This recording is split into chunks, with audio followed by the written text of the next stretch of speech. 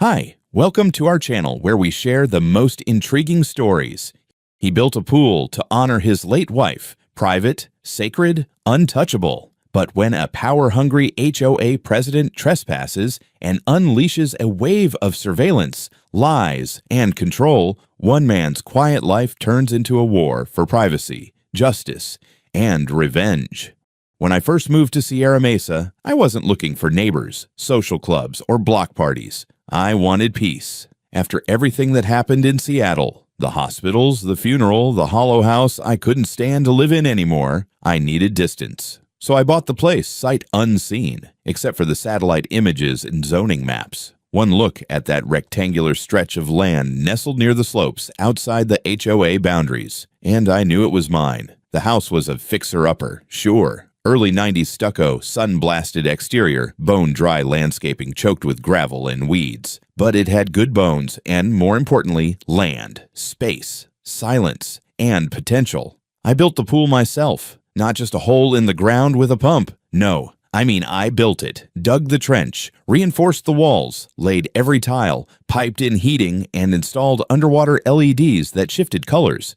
It was a promise I'd made to my wife before the cancer came. One day, we'll have our own place with a heated pool. You won't even have to go to the spa.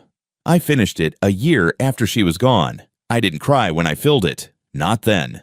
That came later, the first time I turned on the underwater lights and saw them ripple through the empty blue like something alive. It wasn't about the swimming. It was a monument, and it was mine. So when Karen showed up, short blonde bob, pastel windbreaker, that perpetual squint like she'd just bitten into a lemon, I already knew I'd have to play defense. She introduced herself like a kindergarten principal, calm, clipped, and with that undertone of performative friendliness that always hides barbed wire. President of the Vista Echo Homeowners Association, which I wasn't part of. Just saying hi, she chirped. And wow, that's a lovely pool you've got. Heated? I nodded. I didn't offer more. We don't have one in the HOA, can you believe that? Something about budget and liability. Shame, really. She trailed off, waiting for the natural next move, the one where I said something like, "You're welcome to use it sometime." But I didn't. I said, "Yeah, that is a shame."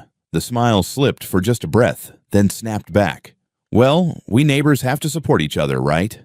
"Sure," I said, and closed the gate. Over the next few months, she tried again. Once with a tray of lemon bars, once with some printed HOA newsletters, in case I ever changed my mind about joining. The third time, she brought a brochure for some neighborhood barbecue that might be a good chance to meet people. I declined, every time. I work from home, software architecture for a cloud infrastructure company out of California. I don't wear shoes unless it's cold. I don't small talk over fences. And I don't owe anyone my time, especially not some HOA monarch who's still bitter. Her subdivision got built without a pool. Then, in mid-August, I took a trip to Arizona to visit my brother. 5 days. First time we'd seen each other in person since the funeral. We stayed up too late watching garbage movies and pretending to be young again. I drove back on a Wednesday afternoon, ready to sink into the water, let it wash off the desert dust and heat. But the pool was off. Not just quiet, not just dusty. It was wrong. The water looked cloudy, tinged yellow-green. The skimmer basket had been removed. The vacuum hose had been coiled sloppily against the wall, not in the loop I always made. 2 plastic tumblers floated near the steps, bright orange, one with a chewed straw. And there was a long, curled hair, blonde, unmistakable, clinging to one of the lounge chairs. My skin tightened. Not rage yet, just that deep, silent tension like the moment before an animal bolts. I went straight to the junction box in the garage where the DVR unit lived. I'd set the cameras for motion-based recording, 4 angles around the yard, low res, nothing fancy. It didn't take long. The first clip was from Friday night. 2 figures, hooded, hopping the fence like drunk gymnasts. One of them, shorter, stops and waves at the camera. On Saturday, 4 people, 2 adults, 2 kids, crawl in through the side gate, which was left unlatched. They splash around for nearly 2 hours. On Sunday night, this time unmistakable in the glow of the pool LEDs, Karen in a floral one-piece, holding a wine glass like it was an Oscar. She reclined in my deck chair, talking to someone out of frame. She looked entirely at home. I watched it all, every trespass, every smirk, every uninvited splash. I didn't speak. I didn't breathe. Then I backed up the footage to 2 separate USB drives, uploaded it to my cloud drive, emailed it to myself, printed stills. The next morning, I changed the padlock on the gate to an electronic deadbolt with a code. Put up a new sign, private property. Trespassers will be prosecuted. No calls, no warnings, no confrontation, just the sound of a gate clicking shut for good. The knock came at 8:02 in the morning. I'd just poured coffee and was staring out at the hills, wondering if they looked different now that someone had defiled my peace. Probably not. The sky didn't care about trespass, but I did. I opened the door to 2 uniformed officers standing on my porch. One was short and broad, the other tall with a coffee stain on his vest. Behind them, a familiar beige SUV was parked half on the sidewalk, hazard lights blinking like it was in cardiac arrest. "Morning," said the tall one. "You Holden Brown?" "Yeah. We got a call about a dispute over shared property, something about a pool being closed without authorization." I didn't answer right away. I looked past them, straight at Karen. She was standing beside her vehicle like she was posing for a neighborhood watch calendar, arms crossed, smile tight. Her hair looked even more precise today, like she flat-ironed it in anticipation of justice. I exhaled through my nose and gestured toward the side gate. "Gentlemen, if you'll follow me, I'll clear this up in 5 minutes." We walked around the side of the house. I tapped in the new code on the gate lock, let them in, then motioned toward the pool. The sign I'd posted was still there, laminated now, private property. No trespassing. I'd added a second line in red, not affiliated with HOA. I pointed to the sign, then to the corner of the yard where the camera was mounted. "Everything you need is documented. I've got the deed, zoning maps, and property lines in a folder inside. But if you want the short version, this pool is on private land. It was never public. And what happened while I was out of town was trespassing. Unambiguous." "Do you have proof?" asked the shorter one. "I have video. Want to see Karen climbing my fence with a stemless wine glass." The tall officer cleared his throat, glanced at his partner. "That won't be necessary just yet. Can we see the paperwork first?" Inside, I handed them the file I kept ready since the HOA had first started circling like buzzards. The deed clearly stated my lot was independent. I pointed out the parcel number, the highlighted boundary lines, the city planning department's stamp. The pool sat fully within my property lines, with no easements, no shared access. I brought up the camera footage next, showing them a 10-minute supercut. Fence hopping, pool parties, Karen in her floral suit giggling as someone did a cannonball. I'd even added timestamps just to be thorough. They watched it silently. When it ended, the short one closed the folder. "Okay, well, I think this clears things up." We stepped back outside. Karen perked up when she saw us. "Officers, I hope you're issuing a citation for obstruction of a community amenity." The tall one shook his head. "Ma'am, the pool in question is on private property. It's not under HOA jurisdiction." "That's incorrect," she snapped. "That pool was built after he moved in. It hasn't gone through community safety checks. It's dangerous." The short one gave her a look I can only describe as "ma'am, no." "The homeowner has provided clear documentation and video. Unless you can prove otherwise, further access attempts would constitute criminal trespassing." "You're taking his side?" "We're not taking sides," he said. "We're enforcing the law." Karen's lips parted like she was about to unleash a monologue, but no words came. She turned red, neck to cheekbones.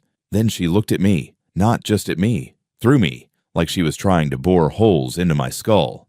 "You've made a mistake," she hissed, and marched back to her car. The officers gave me a few parting words, something about keeping everything documented and calling 911 if there were more problems. I nodded, thanked them, and shut the gate behind them. By noon, I'd already received an email from the HOA's generic account.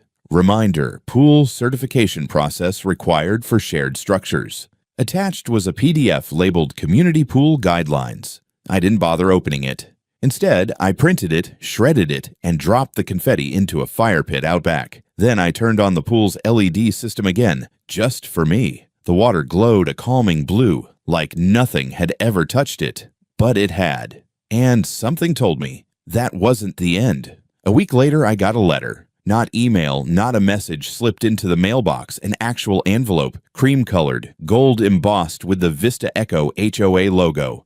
It was hand-delivered, sealed, and taped to my front door like a damn ransom note. Inside, a formal notice of violation and order to dismantle uncertified structure. Apparently, my pool now represented a safety hazard to the community and was in violation of recreational infrastructure standards under Vista Eco Civic Design Regulation, which was a hell of a phrase, considering I wasn't under their regulation. The letter was signed by 2 HOA board members and included a deadline, 14 days to begin dismantling, 30 to complete. Failure to comply would result in escalated enforcement measures. I read it 3 times, then laughed out loud. Full, bitter, teeth-baring laughter. I scanned it, sent it to my attorney, and then sat on the porch sipping coffee like it was just another beautiful New Mexico morning, which it was. If you ignored the petty tyrants a few houses over who were now openly forging documents to try and bulldoze my property. By that afternoon, my attorney called. His name was Marshall McKee. Quiet, soft-spoken guy with the temperament of a librarian and the tenacity of a pit bull in court. Holden, he said, this is garbage. They used a template from a dissolved HOA in Flagstaff. I found the same format on a legal forum, and that signature from board member Atwood. That guy died in 2019. I'm pulling his death certificate now. I blinked. Wait, seriously? Yup. Also, the HOA bylaws they reference don't apply to your parcel. And the claim that a resident from parcel 214 filed a safety complaint. That's your address. They fabricated the complaint under your own name. So, we're in full psycho mode now. Marshall chuckled. Let's call it actionable misconduct. I'm drafting a cease and desist letter. We'll also report the forgery to the city's planning department, and maybe throw in a fraud complaint just for fun.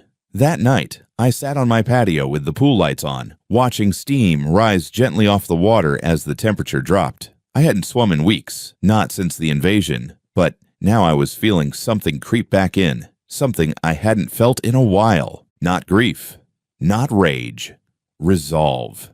The next morning, I drove downtown to the municipal planning office. I handed over copies of the letter, a copy of my deed, and a printed comparison between the HOA's fake order and a known fraudulent HOA notice from a case Marshall had dug up in Arizona. The guy behind the counter, a man in his 50s with a permanent squint and a mug that read, "Zoning is sexy," raised an eyebrow as he read.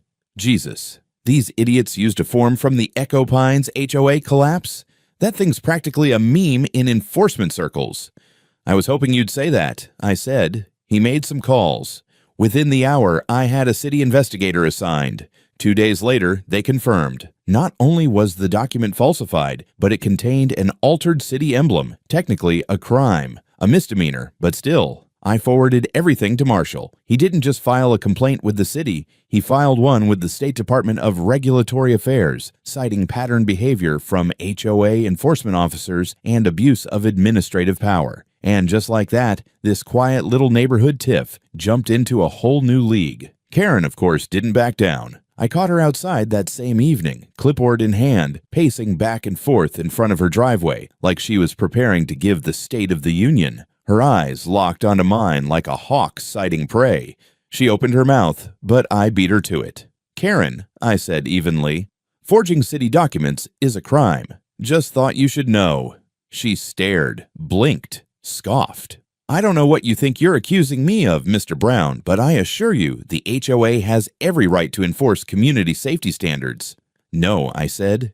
You don't, and if you try again, we'll take this to court. That's not a threat. It's a guarantee. Her nostrils flared. She looked like she wanted to respond with something sharp, but nothing came. Just silence. Then she turned on her heel and stormed back to her house, her clipboard rattling with every step. I stood there a minute longer, letting the weight of it settle. I wasn't bluffing. This was war now. It started with a flicker on the security feed. One of the cameras by the pool, the west corner one, the one pointed toward the back gate, had started glitching. Nothing dramatic. Just a half-second freeze every few minutes, like someone had clipped a frame out of the footage. It was subtle enough that I might have missed it if I weren't already watching everything like a hawk. At first, I chalked it up to interference. Heat, dust, faulty wiring. New Mexico has a way of reminding you how little you control. But when it kept happening, even after a hard reset, I decided to call in a professional, someone I'd used before, a freelance installer named McGill, who knew his way around home systems better than the corporate guys. He showed up the next morning in his beat-up Ford, toolbox in one hand, coffee in the other. "Let me guess," he said, setting down the ladder. "You upgraded the firmware and now nothing works like it's supposed to?" I smirked. "Wish it were that simple." He went up the ladder and started unscrewing the camera housing. 10 minutes later, he climbed back down slower than usual, one hand cupped around something small and black. "You didn't install this," he said. It was a transmitter, a tiny matte black device no bigger than a lighter with a magnetic backing and a small wire jack running into the floodlights conduit. Miguel turned it over in his fingers. "This isn't just recording, this thing is sending, probably over short-range radio or Wi-Fi. See the little stub antenna?" I felt the bottom drop out of my stomach. "Sending what? Audio?" "Probably both. Depends what kind of mic it's feeding from." "Let me check the rest." He found two more, one under the second floodlight, another zip-tied behind the air pump casing, near the pool equipment. All of them spliced into power lines, drawing juice from my system like parasitic worms. McGill laid them on the patio table like trophies. I stared at them, wondering how long they'd been there. Days, weeks, long enough. Each device had a manufacturer's stamp, Civic Track Solutions, Inc. I looked them up immediately. Local contractor, security vendor. Guess who'd used them in a recent HOA upgrade? Vista Echo. I emailed Marshall everything, photos, serial numbers, timestamps. He called back within 15 minutes. "Holy hell," he said. "That's felony-grade illegal, Holden. This isn't just trespassing anymore. This is unauthorized surveillance on private property. That bumps it straight into criminal territory." He advised I get the devices forensically analyzed, so I dropped them off with a private investigator in Albuquerque, someone Marshall had worked with before. A week later, we had a preliminary report. Not only were the transmitters active, they'd been configured to stream data to a closed network hub, MAC address traceable to a location less than a quarter mile from my home. Want to guess where? The HOA office. A converted model home sitting at the edge of Vista Echo, pretending to be a legitimate place of business, with its vinyl blinds and terrible parking lot. That's where the data was going. Marshall moved quickly. We filed for a preservation order, then petitioned the court for a limited search warrant, targeted, specific, airtight. The city judge signed off. Within 48 hours, we had law enforcement involved. I didn't tell Karen. I didn't tell anyone. I just went about my business, walked the yard like normal, let the cameras run. But inside, I was vibrating. They'd bugged me. That wasn't HOA harassment anymore. That was paranoid dictator behavior. I pictured Karen pacing around that fake office, sipping her sugar-free energy drink, listening in on my backyard like it was her private surveillance state. Did she think I'd talk about her by the pool? Did she hope to catch me saying something she could twist, weaponize? Whatever she wanted, she'd gone too far. I didn't need to raise my voice. I didn't need to yell, because now the law was watching her. And soon, they'd be knocking on her door. It was a Thursday when the knock came. Not on my door this time, but on theirs. Two unmarked cruisers pulled up outside the HOA office just after 10 a.m. The place was empty to most eyes. Karen rarely kept posted hours. But I knew the pattern. She parked in the back alley behind the model home turned faux government center, slipped in through the garage, played mayor behind closed blinds. This time, though, she wasn't slipping anywhere. The officers knocked once, then opened the door with the warrant. I stood across the street, leaning against a power box, pretending to scroll through email while my pulse hammered. I wasn't part of the raid. I'd already given my statement, submitted the forensic report, backed away. But that didn't mean I wasn't watching. Two more officers joined them. A man in a gray suit, Detective Sims from Internal Affairs, stepped inside with a box of evidence bags. Marshall had told me they'd treat it quietly at first. No sirens, no headlines. Just precision, clinical exposure. I didn't know what they'd find. Turns out, they found everything. Inside the office, behind a fake wall of faux cabinetry, they discovered a server tower, wired, live, and recording. 4 active input streams. 2 from my yard, 1 from another resident down the street, an older couple who told me they'd had a drone buzz their yard last month. The 4th.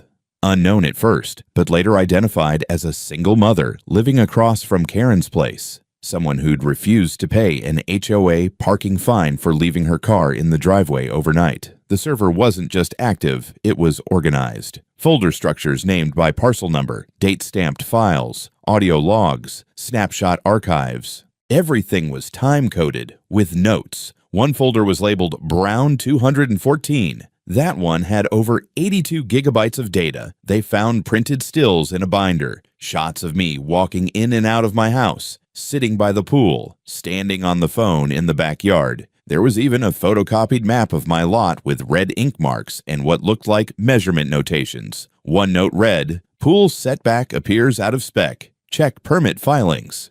There was no security system in that office, not a single camera. Karen didn't expect to get caught. Next to the server, in a locked drawer, police found a list of addresses marked Surveillance Priority. 9 names. 6 had complaints on file with the HOA. 3 were people who'd voted against Karen in the last board election. This wasn't neighborhood management. This was a goddamn intelligence operation. The officers boxed everything, cataloged every hard drive, every USB stick, every printout. The investigator pulled the server's power, carefully labeling the wires. A forensic tech began cloning the drives on site to preserve chain of custody. It was professional, cold, beautiful. I watched Karen arrive halfway through. She pulled up behind the alley and stepped out of her car with a smoothie in hand, sunglasses on, keys ready. She froze mid-step when she saw the cruiser. The clipboard in her other hand fell. Then she actually ran to the front door, just in time to see one of the detectives step outside, holding her laptop in a sealed bag. Her face.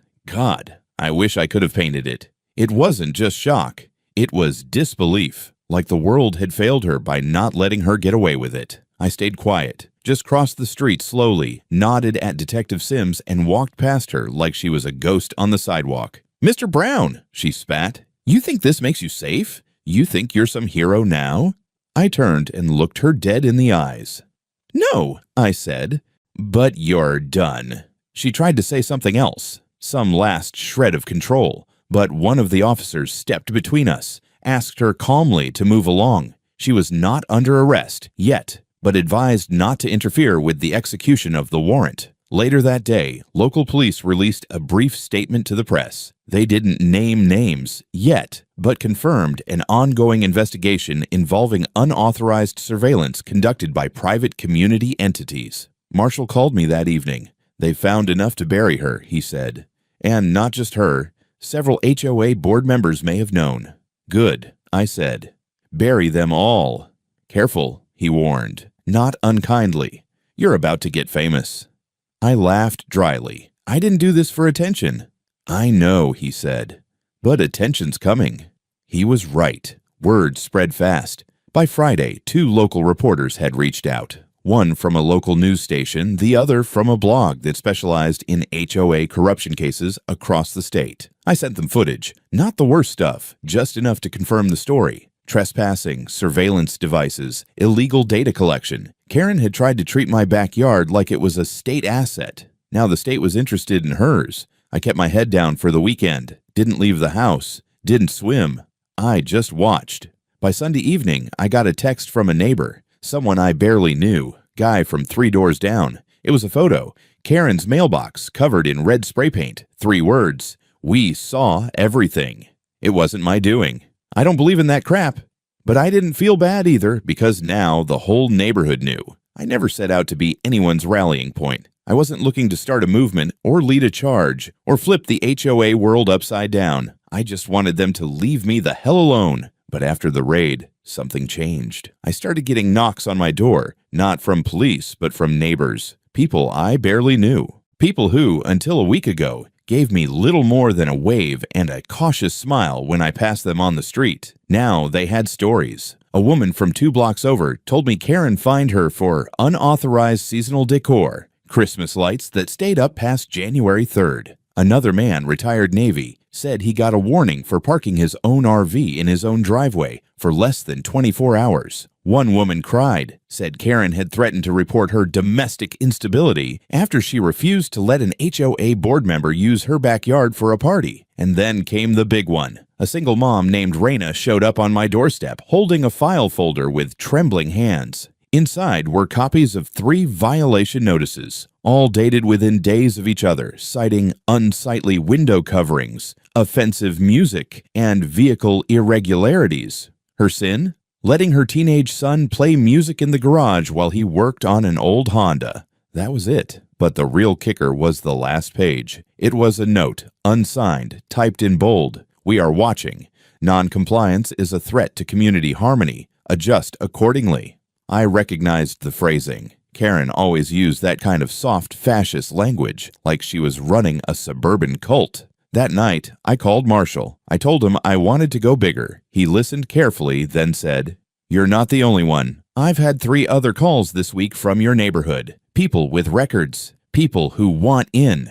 We filed for a class action civil suit the next morning. The basis: invasion of privacy, illegal surveillance, abuse of HOA authority, and intentional infliction of emotional distress. Marshall drafted the filing like a declaration of war. We didn't just name Karen, we named the HOA as an entity, the treasurer and the former secretary who'd authorized the installation of community surveillance measures using discretionary funds. We compiled statements, photos, emails, HOA newsletters that used phrases like behavioral monitoring initiatives and resident compliance zones. It sounded like they were running Guantanamo with pastel shutters. I gave an interview that week, my first, local Channel 7. The anchor had that smooth, artificially empathetic tone, but the footage was solid. They aired shots of the search, footage of Karen being denied entry to her own office, and my own surveillance clips, blurred faces, but clear trespassing. The anchor closed the segment with, "When does neighborhood oversight become neighborhood overreach?" It spread. By the weekend, a national HOA watchdog blog picked it up. The headline was simple: "Surveillance in the Suburbs, How One Man Exposed a Private Spy Network." I didn't even recognize myself in the photo. I looked tired, but also awake. More awake than I'd been in years. Then came the cherry on top. The charges. Real criminal charges. Marshall called me with the news just after 9 on a Monday. They're filing 4 counts, 2 felonies, 2 misdemeanors, trespassing, illegal surveillance, document forgery, abuse of authority. "And she's still free?" I asked. "For now. She'll be summoned first. If she doesn't comply, then it escalates." That didn't take long. The next day, I was watering a few potted succulents near the gate when I saw a patrol cruiser pull up in front of Karen's house. She didn't run this time. No sunglasses, no clipboard. She walked out with her mouth tight and hands balled into fists. They didn't cuff her, yet, but they handed her the formal citation packet, and I could see her fingers trembling as she tried to keep it together for the neighbors watching from behind blinds and hedges. She looked up and saw me, and for the first time, there was no smugness, no venom, just something hollow. I didn't wave, didn't smile, just turned around and went back inside. Later, Marshall forwarded me the court's acknowledgement of the class action suit. 11 names so far.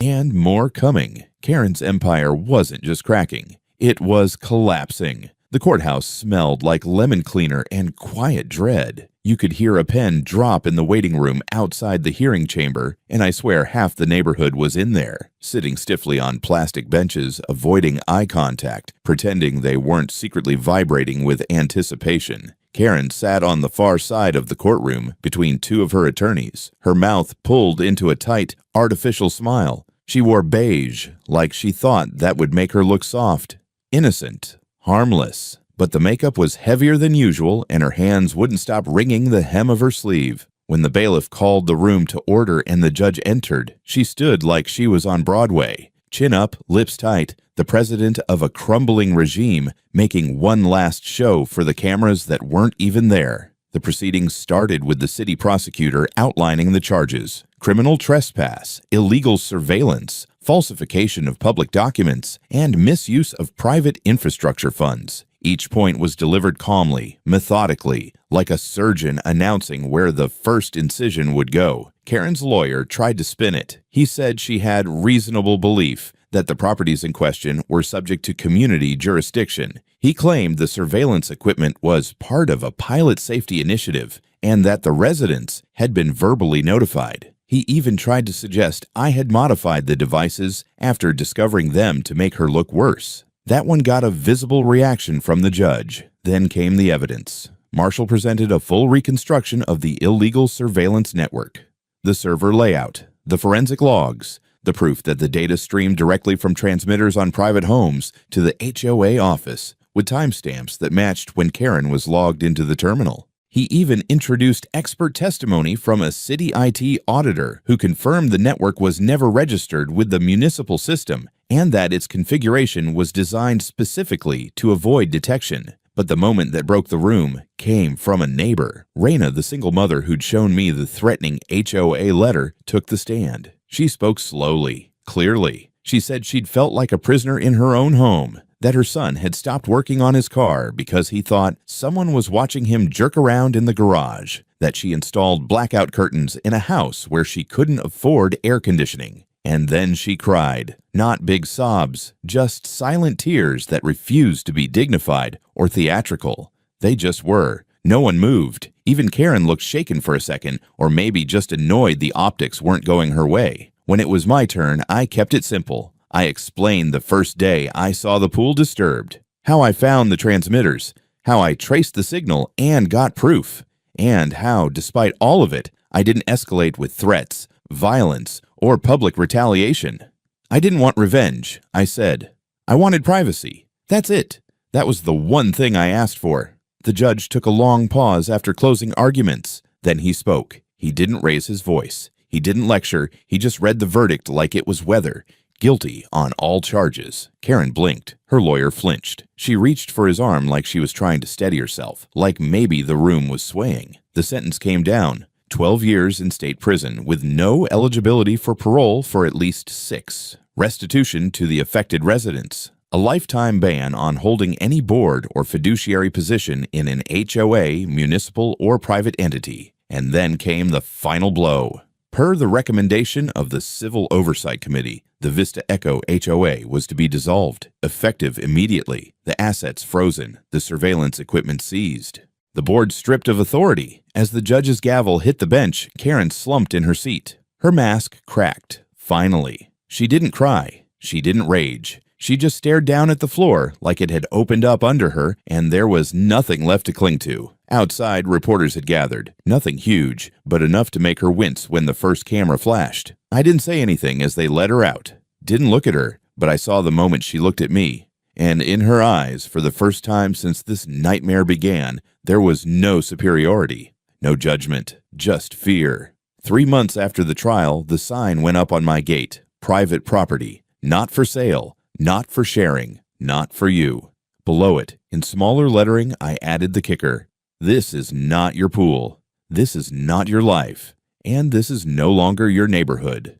It wasn't about spite. Not really. It was a declaration, quiet, final, and absolutely earned. Karen was gone, booked into a women's correctional facility on the outskirts of Santa Fe. According to local news, she had filed 2 separate appeals. Both were denied. The judge's written response to the last one had gone semi-viral in legal circles. Control does not entitle one to conquest. Surveillance is not stewardship. The HOA's dissolution had triggered a short-term panic. Meetings, scrambling, residents unsure what came next. For a few weeks, the neighborhood sat in a kind of legal limbo. But something strange happened. Without Karen, without the board, without the mandatory fines and veiled threats, people started acting human again. There were block meetings, voluntary ones, no agendas, no printed rules, no threats of enforcement, just conversations. People started painting their houses in colors not on the approved palette. Someone put up a solar sculpture in their front yard. Another neighbor installed a backyard zip line for their grandkids. No one complained. We didn't form a new HOA. We formed a committee, voluntary, advisory, non-binding. I didn't join, but I helped them write the charter. I made one thing clear. No one would ever have authority over another person's home again. As for me, I built the guest house. Not big. Just a 2-bedroom Adobe-style casita near the back edge of my lot, beside the pool. I used local contractors, kept the design true to the landscape. I named it Haley's House, after my wife. A tribute, a promise kept in full. Sometimes my brother visits and stays there with his kids. Sometimes I rent it out short-term to traveling teachers or nurses, people who need peace. And they always find it, Raina and her son come by sometimes. He ended up finishing that Honda rebuild, and now he's planning to go to technical college. She brings lemonade and updates me on how the committee's doing. She once said, "I used to think you were just the grumpy loner with the nice pool. Now I think you're the guy who saved this place." I told her I didn't save anything. I just didn't let it rot. The settlement came through not long after sentencing. $400,000, part restitution, part damages, part pain and suffering. Marshall took his cut, deserved every penny. I didn't buy anything new. No upgrades, no sports car. Instead, I installed a new security system, not just cameras, network isolation, signal jammers, encrypted feeds, redundancies. I don't trust peace anymore unless I can verify it, but I have peace. And most days that's enough. The pool is quiet again. Sometimes I float at night, staring up at the desert stars, the blue LEDs casting soft ripples across the water. I think about Haley, about what we planned, what never came, what I rebuilt anyway. And every once in a while I catch my reflection in the water. Still here, still mine.